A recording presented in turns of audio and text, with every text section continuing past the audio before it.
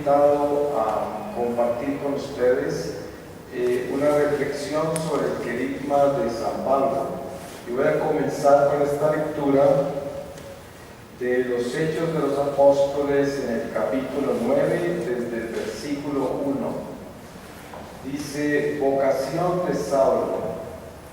Entre tanto, Saulo, respirando todavía amenazas y muertes contra los discípulos del Señor, se presentó al sumo sacerdote y le pidió cartas para las sinagogas de Damasco, para que si encontraba algunos seguidores del camino, hombres o mujeres, los pudiera llevar presos a Jerusalén. Sucedió que yendo de camino, cuando estaba cerca de Damasco, de repente le envolvió una luz venida del cielo. Cayó en tierra y oyó una voz que le decía: Saúl, Saúl, ¿por qué me persigues? Él preguntó: ¿quién eres, Señor? Y él: yo soy Jesús, a quien tú persigues.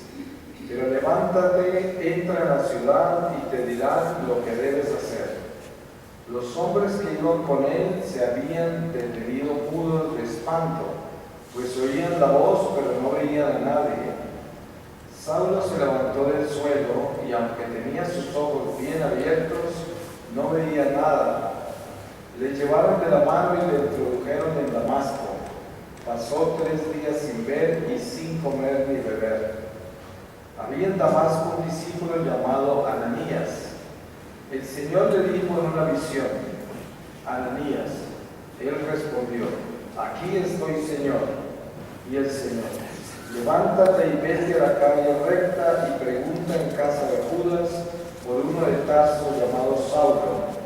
Mira, está en oración y ha visto que un hombre llamado Ananías entraba y le imponía las manos para recobrar la vista. Respondió Ananías: Señor, he oído a muchos hablar de ese hombre y de los muchos males que ha causado a tus santos en Jerusalén, y que aquí tiene poderes de los sumos sacerdotes para apresar a todos los que invocan tu nombre. El Señor le respondió: vete pues, este me es un instrumento elegido para llevar mi nombre ante los gentiles, los reyes y los hijos de Israel. Yo le mostraré cuánto tendrá que padecer por mi nombre. Fue Ananías, entró en la casa, le impuso las manos y le dijo: Saúl, hermano, me ha enviado a ti el Señor Jesús, el que se te apareció en el camino por donde venías, para que recobres la vista y te llenes del Espíritu Santo. Al instante cayeron de sus ojos unas como escamas y recobró la vista. Se levantó y fue bautizado, tomó alimento y recobró las fuerzas. Palabra de Dios. Pues para nosotros como católicos y para todo cristiano, San Pablo representa una imagen gigantesca, porque todos nosotros, de una forma u otra, los que han estudiado la Biblia, como invita el Padre, o a través de la liturgia, las lecturas de la misa en estos años que hemos estado en la iglesia, cuántas veces hemos escuchado las lecturas maravillosas de todo lo que San Pablo hizo, y sobre todo el encuentro con una realidad tan grande como es que sus palabras están vivas porque son palabras de Dios y han transformado corazones a través de más de 2000 años de cristianismo. Yo podría decir que en mi caso personal, en 20 años que tengo de misionero en la iglesia, San Pablo ha sido para mí la figura más importante en lo que se refiere a todo lo que yo predico y en la forma que yo me inspiro en el apóstol, en lo que es la fidelidad, la radicalidad, la firmeza, la obediencia, el celo por la iglesia, el celo por Jesucristo, y también esa valentía de no tener miedo y de enfrentarse a las fuerzas del mal de este mundo y denunciarlas cara a cara, San Pablo nos dio ese ejemplo y San Pablo muestra cuánto sufrió él y en qué forma sufrió, incluso lo describe con muchos detalles de todo lo que le sucedió, todas las veces que naufragó, las veces que lo arrestaron, todas las veces que lo golpearon, las veces que le pasaron tantas cosas. Al final pues lo decapitan y sabemos que son figuras que no solamente son heroicas, sino que son gigantes de la iglesia y además son Cristos vivos. San Pablo decía con claridad: ya no soy yo el que vive, sino Cristo que vive en mí. Y es la invitación que Él mismo nos hace a todos nosotros, una invitación que apóstoles como San Francisco de Asís lo lograron, el Padre Pío, e inclusive, como decía San Pablo, llevo las marcas del Señor. Hay algunos teólogos que interpretan esto como los estigmas, no está claro, pero parece ser, y lo mismo que San Francisco y Padre Pío, que se cristifican, se llenan de Dios en una forma extraordinaria. Para nosotros es la inspiración más grande el carisma de San Pablo, que es ese llevar la palabra de Dios a todos. Nosotros sabemos que a pesar de ser un país católico como es Colombia, y somos tantos bautizados, realmente la cantidad de personas que son apóstoles de la iglesia son muy contados, porque miren todas las fuerzas del mal que atentan contra nosotros en nuestra patria en este momento. Y ustedes lo escuchan, muchos miembros de esta iglesia defendiendo la patria, defendiendo la familia contra todas estas ideologías perversas. O sea, no hay muchos San Pablos allá afuera. Y precisamente cuando hablamos del querigma de San Pablo, estamos hablando del Espíritu Santo en la iglesia. Una de las pruebas más grandes de las promesas que Jesús hizo cuando dijo: tengo que enviarles el Paráclito para que Él los acompañe todos los días de sus vidas. No tendrán que pensar en lo que van a decir, ni a dónde van a ir, ni qué van a hacer, porque Él los guiará. Y la prueba más grande de eso se cumple muy rápidamente después de que Jesús asciende al cielo, y es San Pablo. San Pablo tiene un encuentro con el Señor y no hacía mucho que el Señor había ascendido al cielo, cuando San Pablo se encuentra a Jesús en la vía de Damasco. Y sabemos que esa luz de la que habla la palabra, de la que habla San Lucas en los Hechos de los Apóstoles que acabo de leer en este capítulo 9, esa luz es el resucitado, es Jesucristo, que se le aparece y es una luz tan grande que lo deja ciego. Él no podía resistir esa luz porque él estaba en contra de esa luz y perseguía esa luz, y esa luz no encegueció. Es solo por la misericordia de Dios que él recobró su vista, porque lo bautizó Ananías y por lo tanto recibió el amor de esa luz en su corazón y pudo ver, pero con los ojos del alma, que era con los que no veía, al resucitado, porque él lo perseguía. Entonces encontramos en San Pablo no una conversión intelectual, porque los testimonios de conversiones, la mayoría son conversiones de personas que por un racionamiento deciden seguir al Señor y acercarse. Eso pasa con mucho católico que nace en la iglesia, católico de cuna, crece, pero en una religiosidad sin espiritualidad, y de repente en un momento dado de su vida tiene un encuentro profundo con Jesús, pero desde su intelecto, desde su razón, encuentra todas las razones posibles por serle fiel al Señor, y esa es una conversión que tiene un origen interno en el hombre. En San Pablo esto viene de afuera.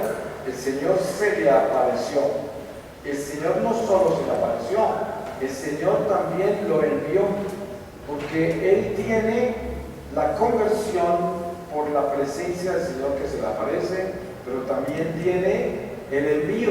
El mismo Señor que se le aparece lo envía. Y le dice a Ananías algo muy importante de entender, que es: tendrá que sufrir mucho por mí. En esto nos damos cuenta cómo el Señor en su misericordia también provee para San Pablo la forma de reparar todo el daño que él pudo hacer a los cristianos antes de que el Señor se le apareciera, porque San Pablo había sido el instrumento de la muerte de muchos cristianos y de muchas desgracias a los cristianos, especialmente de Jerusalén. Por esa razón, cuando San Pablo iba a Jerusalén, siempre lo querían matar.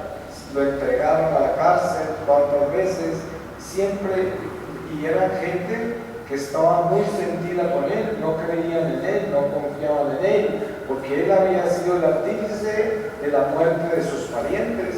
Se podrán imaginar lo difícil que es. Nosotros sabemos por experiencia personal que cuando nos acercamos al Señor siendo católicos y nos renovamos en nuestra fe, a veces hasta la misma familia se voltea contra nosotros.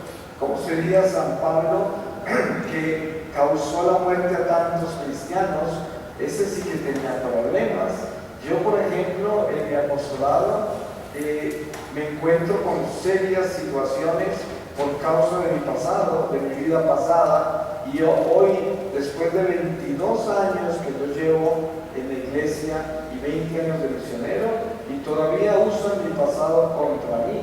¿Cómo sería a San Pablo, que tenía todos esos muertos? Entonces, el Señor le provee esa oportunidad, porque ningún apóstol de los otros 12 apóstoles llegó a sufrir a los niveles que sufrió San Pablo, y ninguno pasó por las pruebas que él pasó. Y esto hay que entenderlo desde el Espíritu Santo, que se manifiesta en la promesa de que estará con nosotros todos los días de nuestra vida. Miren que a San Pablo el Espíritu Santo se le aparece en la persona de Jesús y lo trae a la fe, lo envía y prueba de que Jesús continúa entre nosotros. San Pablo hubiese podido ser el primer protestante, la primera persona que podía tener su propia iglesia cristiana. Y des en cuenta qué hace San Pablo. San Pablo se va hasta Jerusalén después de un tiempo y se pone en obediencia a los apóstoles mayores. Él testifica que él se fue a Jerusalén y se encontró con Pedro y con Santiago, y que ellos no encontraron en él ningún error de lo que predicaba, ninguna contradicción a la doctrina que ellos conocían, y se dieron cuenta que San Pablo era auténtico, que realmente él conocía a Jesús, y le impusieron manos y lo enviaron a los gentiles.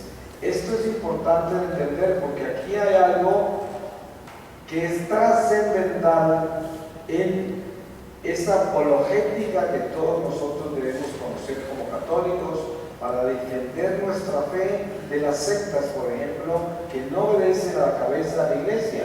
San Pablo, un apóstol de esa estatura, fue y se puso en obediencia a Pedro y a Santiago, y se fue a hacer lo que ellos le mandaron. Solo le pidieron que no se olvidara de los pobres, pero por lo demás ellos no le refutaron nada de lo que él enseñaba.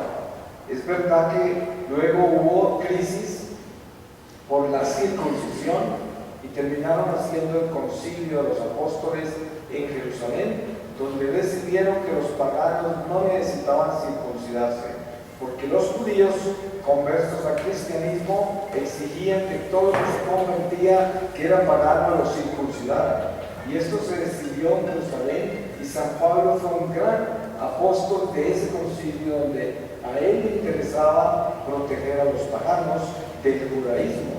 Y esto es importante darnos cuenta, que el Espíritu Santo continúa moviéndose entre nosotros.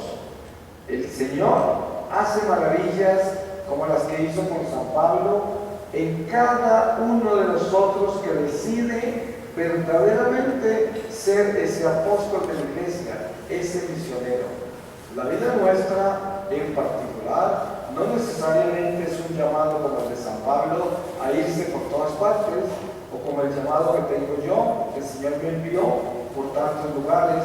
La vida nuestra, donde sea, es una inmensa misión, porque nosotros lo que nos llevamos de esta vida es las almas que tocamos con el amor de Dios. Eso es lo único que nos llevamos, precisamente de esos tesoros que acumulamos en el cielo, de los que habla la palabra. Esos tesoros son exactamente cuántas veces logramos llevarle a Dios a la gente. No hay nada más importante para hacer. El apóstol Santiago al final de su carta dice que lo que más borra y repara nuestros pecados es llevarle a Dios a la gente. Eso es lo que borra más rápidamente todo lo que tenemos que enmendar. Ustedes saben que después de la confesión viene la enmienda, que es la reparación, que la debemos hacer en esta vida o en la otra. Por eso también la iglesia tiene las indulgencias, porque con ellas también reparamos y resolvemos lo que está pendiente de lo que nos han perdonado. Y esto es algo importante de comprender, porque cuando Jesús le dice a Ananías que tendrás, Pablo, que sufrir mucho por él, ahí estamos leyendo nosotros lo que quiere decir una enmienda, lo que quiere decir reparación, lo que quiere decir, sí, ese hombre fue muy malo con los míos, con los nuestros, pero yo lo voy a enviar y va a sufrir mucho por mí. Está muy claro, eso es lo que estamos viendo. Y esto es lo que sucede en la vida de nosotros también. En ese querigma de San Pablo, en ese envío, en esa proclamación de la palabra de Dios, que a él le queda infuso en el corazón. Es todo lo que San Pablo habla, no lo aprendió en los 3 años de vida pública de Jesús, como lo aprendieron los otros 12 y los otros discípulos, que eran tantos. Según los hechos de los apóstoles, durante la resurrección del Señor, más de 500 lo vieron, y eran gente que lo conocía, lo había seguido, y todos ellos habían aprendido de Jesús. Pablo no estuvo entre ellos. Pablo no participó durante los 3 años de la vida pública de Jesús. Él no conocía al Señor. Sin embargo, el Señor se le aparece, y en el instante que se le aparece le deja en su corazón infusa toda la ciencia cristiana. Él lo dejó perfectamente cristocéntrico, lo dejó en el centro de Cristo, porque se le apareció. Y además, San Pablo testifica muchas veces de que el Señor le hablaba. Un ángel le hablaba un ángel, le anunciaba. San Pablo tiene experiencias místicas permanentes. Después de ese encuentro con Jesús, él se convierte en uno de los más grandes místicos de la iglesia, porque él tiene toda clase de manifestaciones del Señor. El Señor siempre le habla, le dice, le aconseja, le anuncia constantemente en medio de su apostolado, que dura no sé cuántos años. Algunos dicen que fueron 30 años, otros más, porque se dice que en las tradiciones judías se le decía joven a una persona que tenía como 30 años. Y cuando aparece Pablo en el martirio de San Esteban, y él tiene la ropa en sus manos mientras que lo matan, dicen que el joven Pablo, entonces parece ser que tenía 30 años. Luego, cuando está en Roma prisionero y está escribiendo como anciano, y se usa la palabra anciano, según las tradiciones judías, un anciano tenía 60 años o de ahí en adelante. Entonces calculan que él tenía como que nació alrededor del año 8, y por eso más o menos tienen una idea de la edad de San Pablo. Pero Lo importante de esto es que él dedica más de la mitad de su vida al Evangelio y en una forma extraordinaria. Yo creo que para uno tener el celo por la iglesia, para uno conocer lo que es el querigma al que nos llama la iglesia a vivir como cristianos, San Pablo es nuestro mayor ejemplo, porque él, como él mismo lo dijo, trabajó más que todos los demás, porque él era incansable. Lo único que lo detenía era la cárcel, nada más. Ni las enfermedades lo detuvieron. Él habla de momentos que estuvo enfermo y mientras estaba enfermo tenía la casa llena de gente a quienes le predicaba desde su enfermedad.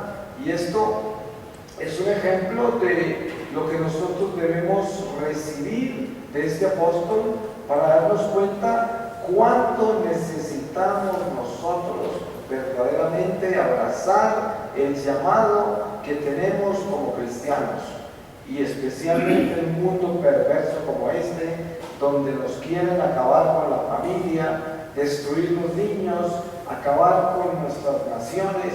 Es decir, estamos viviendo la furia más grande de Satanás de todos los tiempos, porque obviamente que entre más se acerque el regreso de Jesús, más furioso el demonio. Nadie sabe el día ni la hora, pero sí sabemos que entre más tiempo pasa, más cerca está la llegada y por lo tanto más desesperado el enemigo, porque su tiempo se le acaba. Entonces, él está haciendo toda clase de artimañas para destruirnos, y ahora más que nunca nosotros necesitamos apretarnos este cinturón, porque si no actuamos nosotros en este pequeño espacio de vida que tenemos, que es tan corta, ¿quién lo va a hacer si nosotros somos responsables de la vida que Dios nos dio? Y la vida que Dios nos dio es para defender este momento de la iglesia. Esto es lo que nos tocó a nosotros. Y a usted le tocó su familia, sus amigos, sus vecinos, compañeros de trabajo, la gente de la parroquia. A usted le correspondieron todas esas almas y usted es responsable de ellas. Somos responsables de toda alma que Dios coloca en nuestro camino, incluyendo los extraños que cruzan por el lado nuestro por un instante y que nunca volveremos a ver. Esos están en nuestro camino. ¿Y en qué forma? Pues nosotros debemos ser esos portadores del Espíritu Santo, como el mismo San Pablo dice: somos vasijas de barro que llevan el tesoro. Y ese tesoro al que él se refiere es Jesús. Y ese tesoro a quien él se refiere es la Eucaristía. Nosotros somos eucarísticos y nosotros somos instrumentos eucarísticos de reparación. El mismo San Pablo lo explica con una claridad contundente. Él dice: no te atrevas a acercarte al altar del Señor a comerte este pan, refiriéndose a la Eucaristía, si no estás preparado, porque te comes tu propia condenación. Y des en cuenta lo perversas y heréticas que son las teologías de los protestantes cuando dicen que ese pan es un símbolo. Si supieran tanto las Escrituras, pudieran interpretar lo que San Pablo dice cuando habla de que debe estar preparado el cristiano para comer de ese pan, porque si no se come su propia condenación. Si fuera un símbolo, eso no le daría la condenación a nadie, pero como es un pan de vida y es el mismo Dios, es el mismo Jesucristo, si se atreve a tocarlo y no está preparado, se come su condenación. De ahí viene la necesidad tan grande de comprender ese misterio del sacramento de la reconciliación, porque constantemente debemos estar reconciliándonos. Y el mismo San Pablo exhorta sobre la reconciliación, porque él está permanentemente hablando de estar en paz con Dios, siempre, caminar con Dios en todo, hasta el punto que en un momento habla en una de sus cartas de algo muy misterioso. Él habla de un hombre, de una de sus iglesias, porque a todas esas iglesias a quien él escribía las cartas, él las había fundado, eran sus iglesias, y allí había nombrado presbíteros, obispos, eran las iglesias que él había fundado, y tenía un celo increíble por esas iglesias. Por eso vemos en esas cartas las exhortaciones más increíbles, de radicales, de firmes, de profundas, de hermosas, algo que ha edificado la iglesia a través de los siglos. Y vemos cómo él en un momento dado dice: le entregué a ese, no me acuerdo cómo se llamaba, creo que no menciona el nombre, dice, se lo entregué a Satanás para poderle salvar su alma.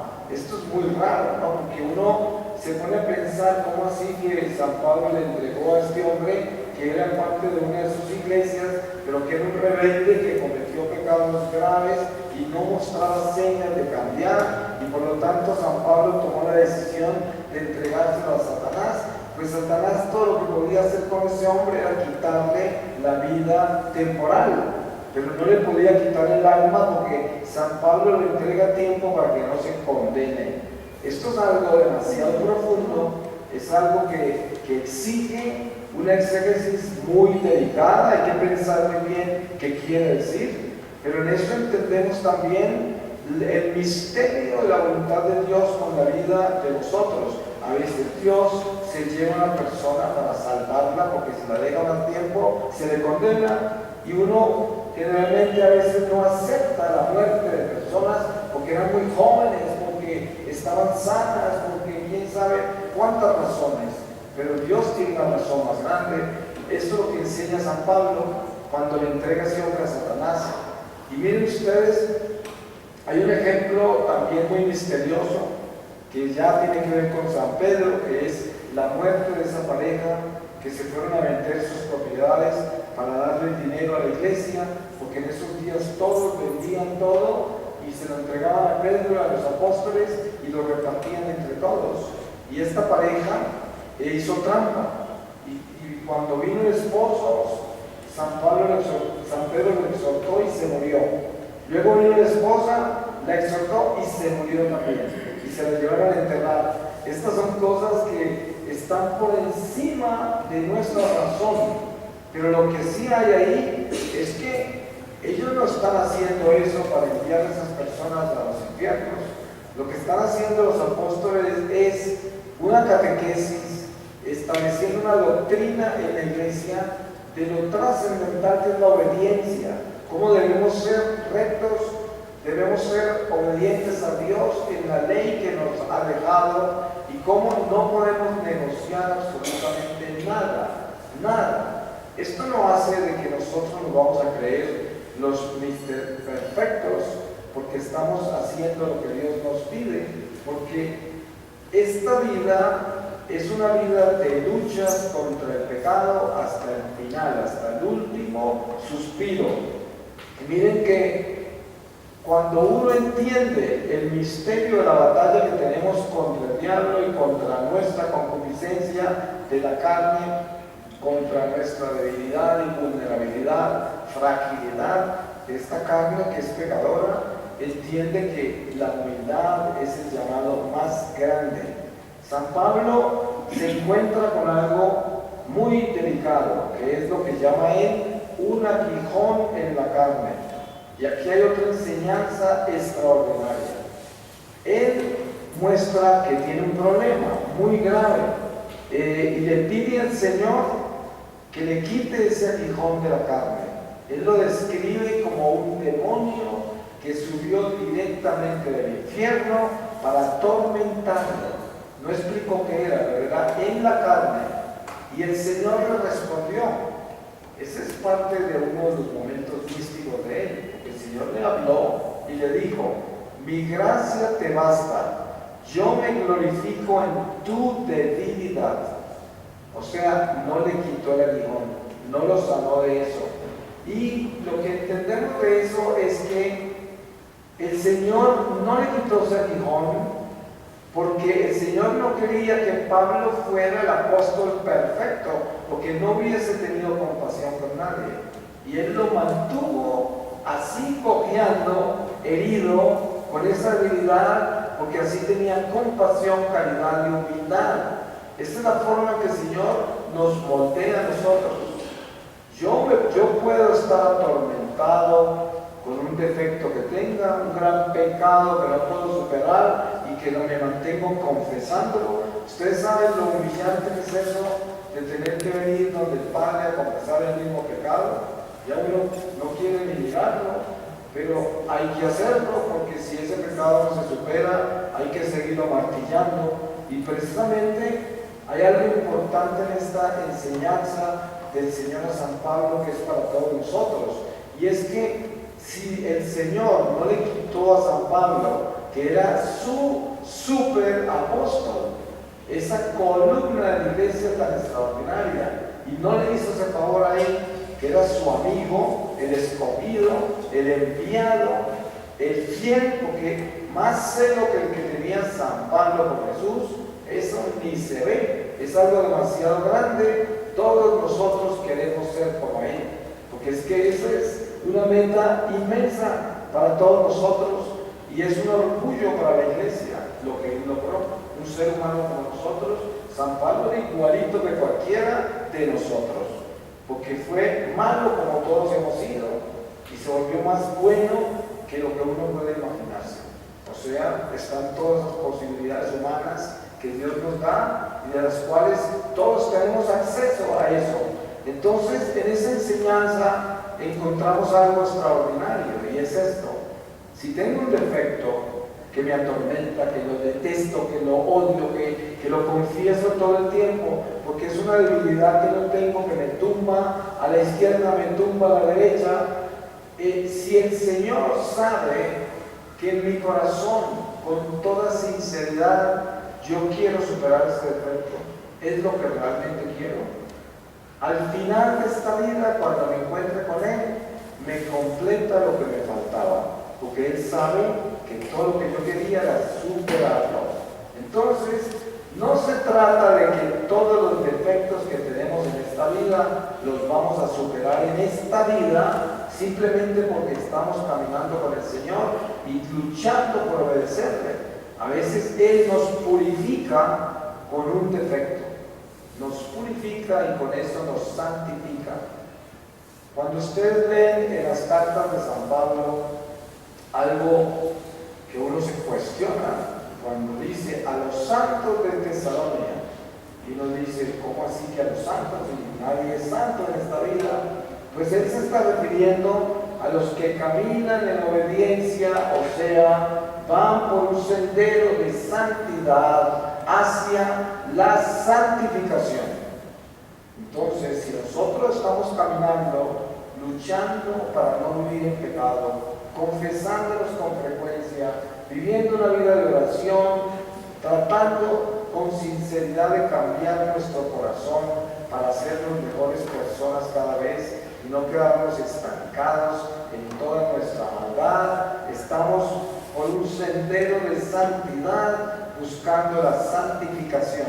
Y por eso San Pablo se refiere a los santos, porque es que el que está buscando la santidad con sinceridad va por un sendero de santidad.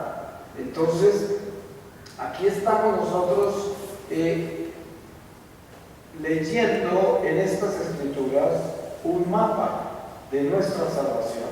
El Señor nos ha dejado todas las avenidas abiertas para que caminemos sobre ellas directo a la casa del Padre. Y una de ellas, clara, extraordinaria, es San Pablo. San Pablo es una ruta directa al corazón del Señor, adentro del corazón del Señor, porque es que Él es un cristiano que se hizo otro Cristo, tan sencillo como eso. No hay ninguna otra forma de mirarlo, y por lo tanto es una celebración extraordinaria de la Iglesia. La vida de San Pablo es algo muy grande, pero no porque estemos acá ensalzando a una criatura humana, porque Dios no quiere que hagamos eso. Él solo quiere que lo adoremos a Él.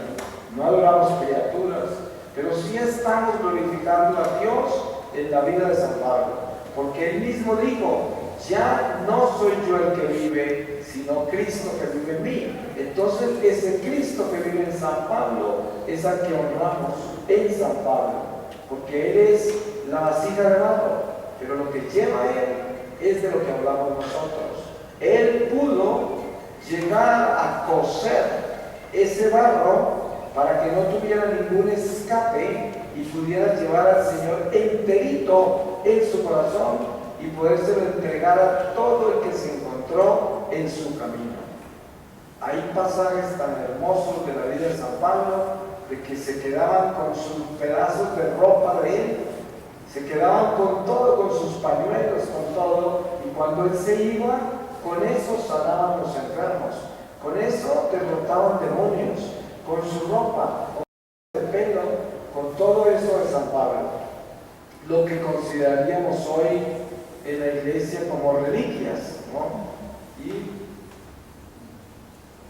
San Pablo era una reliquia viviente, en vida, era algo extraordinario, pero cuando hablamos de San Pablo, estamos hablando de cada uno de nosotros, porque San Pablo es una obra de Jesucristo, y esa obra es para que nosotros nos inspiremos, es el ejemplo, y vivimos como cristianos del ejemplo, porque caminamos sobre las huellas de Cristo, y las huellas de Cristo están marcadas en el camino de cada cristiano. La sangre de los mártires es la sangre de Jesús que corre a través de los siglos y se mantiene alimentando el cuerpo místico de su iglesia. Es la sangre de los mártires. Nos damos cuenta que cuando vemos la historia de los pueblos, y sobre todo los pueblos de Dios, como por ejemplo Colombia, que es un país católico por excelencia de 5 siglos, hay muchos mártires en Colombia, gente que ha muerto inocente por la violencia, por el comunismo, hay mucho mártir por la violencia en general. Miren en esta ciudad de Bogotá cuánta gente muere todos los días, que las atracan, los roban, los criminales, y muere gente inocente, gente que estaba trabajando, haciendo sus cosas diarias con honradez, y otro ladrón los mata. Y también toda esta guerrilla y todos estos vándalos que hay con ideologías perversas, hay mucho mártir. Y toda esa sangre es la sangre de Cristo derramada en la iglesia militante, que es el cuerpo místico del Señor, y esa sangre es la que hace que ese Espíritu Santo camine entre nosotros, siempre con la sangre. Es increíblemente misterioso, porque la enseñanza de Jesucristo desde el principio de la iglesia es el sacrificio. Mire que todos sus apóstoles los sacrificó, los decapitaron, los crucificaron, los quemaron vivos, les quitaron la piel, ustedes saben las historias de cómo murieron todos los apóstoles. El que aparentemente no fue martirizado fue San Juan, que murió anciano, sin embargo lo habían metido en una paila de aceite hirviendo, solo que el Señor lo sacó más joven de lo que lo habían metido, y los romanos, que eran tan supersticiosos, se aterraron y lo mandaron preso. Mejor no se metieron más con él porque los asustó. Y esto son cosas que hizo el Señor. De todas maneras, ustedes se pueden imaginar lo que San Juan vivió. Estuvo preso, estuvo en una paila hirviendo de aceite. O sea, a ese lo trataron bien. Todos fueron mártires. Y esa sangre de cada uno de los apóstoles son cimientos de la iglesia. Entonces, estamos hoy aquí en esta iglesia. A nosotros nos tocó vivir la historia de la iglesia en el día de hoy. La pregunta es, ¿entendemos el mensaje de San Pablo? El mensaje de San Pablo es: entrégale tu sangre al Señor. Ese es su mensaje. Porque mire lo que él hizo. Él, después de que el Señor se le apareció y Ananías con instrumento le comunicó el envío y lo bautizó, él se fue y nunca miró para atrás. Jamás miró para atrás, se fue. Y esto es lo que Él nos está pidiendo a nosotros con relación a la misión que cada uno tenemos. Hoy es el día en que no podemos mirar para atrás. Nosotros tenemos que tener la valentía de testificar nuestra fe. Ustedes saben que lo que este mundo está haciendo es intimidarnos para que no hablemos. Y cuando hablemos nos regañan, nos dicen, ay, no es que eres tan cristiano, ¿por qué me juzgas? ¿No? Y se escapan de la exhortación porque me cierran mi boca. Pues esto no se puede permitir. Nosotros somos los que más tenemos que abrir esta boca. Precisamente cuando usted lee la vida de los apóstoles, ¿qué fue lo que hicieron? Estos sí que abrieron la boca. ¿Cuántas veces tuvieron la oportunidad? Esos no fueron perros mudos, esos fueron los parlantes de Dios hasta la muerte. Es más, murieron por ese parlante, porque lo tenían prendido todo el tiempo, en todas partes, en todo momento, sin temerle a nadie. Y entregaron su vida por la palabra. Y eso es lo que debe estar en nuestros labios, esa palabra de Dios, ese testimonio de que nosotros no tenemos miedo para testificar nuestra fe, pero al mismo tiempo sabemos que la condición de esa palabra es nuestra conversión. Tenemos que cambiar, hay que cambiar el corazón radicalmente, tenemos que volvernos mejores personas. Tenemos que dejar toda esta maldad, limpiar esta lengua, limpiar todo nuestro ser. Y esto se puede hacer porque el Señor vino por los pecadores y por los enfermos, que somos todos nosotros. Y Él nos quiere cambiar, y Él está esperando por el fiat de cada uno de nosotros, por el sí. Él está esperando por eso. Y usted sabe que cuando usted piensa, si usted alguna vez le ha dicho al Señor que quiere ser santo, de pronto nunca se lo ha dicho, y de pronto no lo quiere hacer, porque pedir la santidad es morir a sí mismo. Y el cristiano, por muy cristiano que se considere, le cuesta mucho trabajo morir a sí mismo. Y por eso se detiene en pedir la santidad, porque piensa que se va a perder de algo. Así es nuestra naturaleza humana de caprichosa, de maliciosa. Así es, porque no quiere lanzarse al abismo de Dios. Pero de este Pablo que estamos hablando esta noche y del ejemplo que Él nos ha dado, estamos hablando de entregarle la sangre al Señor como Él se la entregó y sacrificarnos. Él dice, si tratas de salvar tu vida, la perderás. Si no testificas a mi favor ante los hombres, yo no testificaré a tu favor ante mi Padre y mis ángeles. Esto debía resonar dentro de nosotros en una forma extraordinaria, porque es que no hay tiempo, no tenemos tiempo.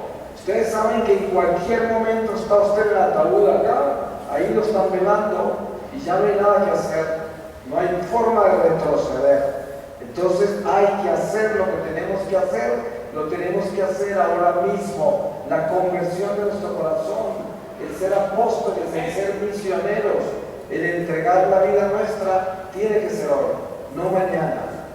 Voy a pedirle al Señor su palabra, y con esta palabra sellamos lo que aquí hemos reflexionado. Y les voy a leer de la primera epístola a los Corintios, en el capítulo 3, desde el versículo 18, y dice: consecuencias, nadie se engañe. Si alguno entre vosotros se cree sabio según este mundo, vuélvase loco para llegar a ser sabio, pues la sabiduría de este mundo es locura a los ojos de Dios. En efecto, dice la Escritura, el que enreda a los sabios en su propia astucia.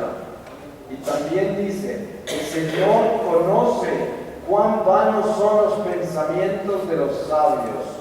Así que no se gloríe nadie en los hombres, pues todo es vuestro, ya sea Pablo, Apolo, Cefas, el mundo, la vida, la muerte, el presente, el futuro, todo es vuestro, y vosotros de Cristo, y Cristo de Dios. Por tanto, que nos tengan los hombres por servidores de Cristo y administradores de los misterios de Dios. Ahora bien, lo que se exige de los administradores es que sean fieles, aunque a mí lo que menos me importa es ser juzgado por vosotros o por un tribunal humano. Ni yo mismo me juzgo. Cierto que mi conciencia nada me reprocha, mas no por eso quedo justificado. Mi juez es el Señor, así que no juzguéis nada antes de tiempo, hasta que venga el Señor. Él iluminará los secretos de las tinieblas y pondrá de manifiesto las intenciones de los corazones. Entonces recibirá cada cual de Dios la alabanza que le corresponda. Palabra de Dios. Pues le damos gracias a Dios por este momento de reflexión. Le damos gracias, Señor, por esta parroquia, por el Padre que nos guía y por todas las gracias que Él derrama sobre cada uno de nosotros, nuestras familias y sobre todo por habernos bautizado y habernos llamado como apóstoles y misioneros de esta iglesia tan extraordinaria que es nuestra iglesia católica, la iglesia de Pablo y de todos nosotros. Amén. Amén.